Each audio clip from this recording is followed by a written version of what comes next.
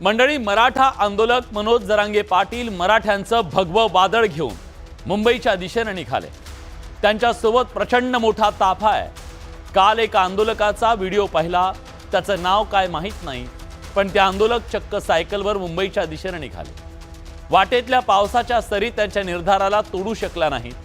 अंगावर साधा रेनकोट नाही, तशा अवस्थेत ते मोठ्या जिद्दीनं अंतर कापतायत। खरं सांगू, फॉर्च्युनरच्या पुढच्या सीटवर बसून भाकर खाणाऱ्या नेत्यांच्या रीलमधल्या दिखाऊ साधेपणापेक्षा सायकलवरचा तो माणूस खरा गरजवंत आणि रियल वाटला।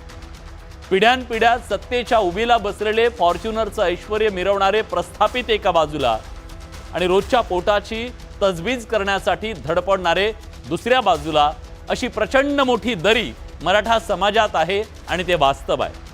काही लोकांचे कारखाने आणि फॉर्च्युनर दाखवणं उपेक्षितांच्या प्रश्नावरचं उत्तर असू शकत नाही।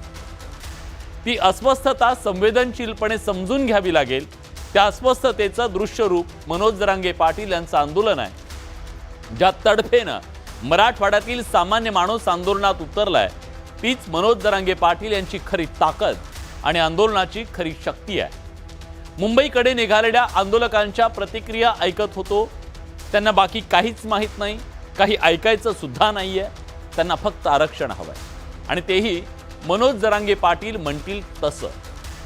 ते कसं मिळणार, कायदेशीर अडचण काय, मार्ग काय, याच्याशी त्यांना काही एक देणं घेणं नाहीये। आरक्षण हाच त्यांना त्यांच्या अडचणीतून सोडवणूक करणारा एकमेव मार्ग वाटतोय, आणि तो मार्ग ओबीसीतून आरक्षण। ते मिळवून देणारा विश्वास म्हणजे मनोज जरांगे पाटील। पण आरक्षण ही भावनिक गोष्ट नाहीये, ती कायदेशीर संवैधानिक अशी बाब आहे। मराठा आंदोलकांना सरकारनं दिलेलं 10% आरक्षण मान्य नाहीये। ज्या ओबीसीतून आरक्षणाची मागणी केली जाते, पण त्यासाठीची प्रक्रिया नेमकी काय आहे हे समजून घेणं गरजेचं आहे। 50% मर्यादा ओलांडण्यासाठी सरकारकडे पर्याय काय हे तपासून पाहावं लागेल।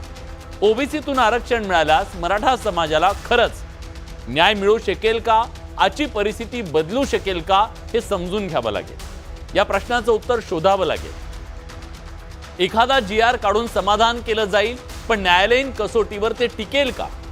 ओबीसीतल्या 350 जातींचा आरक्षणामुळे खरंच किती उत्कर्ष झाला हेही आपल्याला तपासावं लागेल। जर मेडिकलच्या प्रवेश प्रक्रियेमध्ये SCBC EWSच्या मेरिटपेक्षा ओबीसींचं मेरिट जर जास्त आहे, तर मग ओबीसीतल्या आरक्षणाचा आग्रह खरंच मराठा समाजासाठी फायदेशीर ठरेल का, याची चर्चाही आपल्याला करावी लागेल। राजकीय आरक्षणासाठीची ओबीसी आरक्षणाची मागणी होतीये का, हे आपल्याला विचारावं लागेल। म्हणून आज आपण चर्चा करणार आहोत या मुद्द्यावरती, आणि आरक्षणासाठी जरांगेंचा एल्गार। पण मी हटत नाही फडणवीस साहेब। हे बघा, तुम्ही गोळ्या जरी घातल्या तरी मनोज जरांगे झेलणार, पण आता हटत नाही। एका दिवसाच्या परवानगीवरून केला सवाल। परवानगीचा काय तो एक दिवसाची दिली म्हणजे ही चेष्टा आहे, गोरगरीब मराठ्यांची ही चेष्टा आहे। राज्य सरकारला थेट इशारा। बहुमताची सत्ता आली, मराठ्यांशी आली नाही। पुन्हा पुन्हा मराठ्यांची लाट, नाराजीचे तुमच्या विरोधात जर गेले तर येणारे दिवस हे राजकीय करिअर बरबाद करणारे असतील।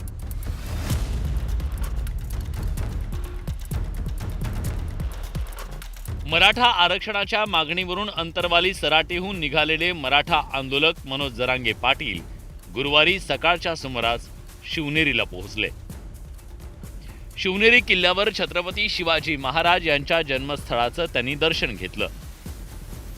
सोबतच त्यांनी शिवनेरी किल्ल्यावरील माती आपल्या कपाळी लावली। शिवनेरीला दिलेल्या भेटीनंतर जरांगे पाटील मुंबईकडे रवाना झाले।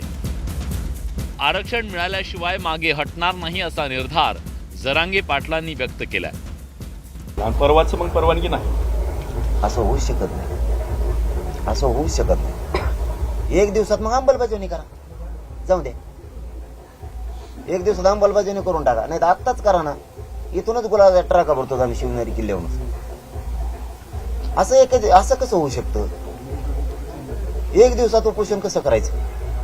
मग करा तुम्ही एक दिवसात मागण्या मान्य। तुम्हाला कोंडीत पकडण्याचा प्रयत्न केला, समाजाला मूर्ख बनवते ते, अपमान करतात माझ्या समाजाचा आणि माझा पण प्रत्येक वेळी जाणून बुजून। कारण मी मॅनेज नाही होत, पण मी हटत नाही फडणवीस साहेब। हे बघा, तुम्ही गोळ्या जरी घातल्या तरी मनोज जरांगे झेलणार, पण आता हटत नाही.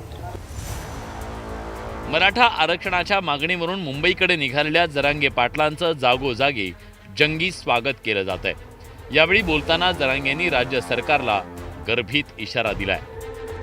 मराठ्यांच्या गोरगरिबांची नाराजी अंगावर घेतल्यावर पुढच्या काळात पण काय होईल?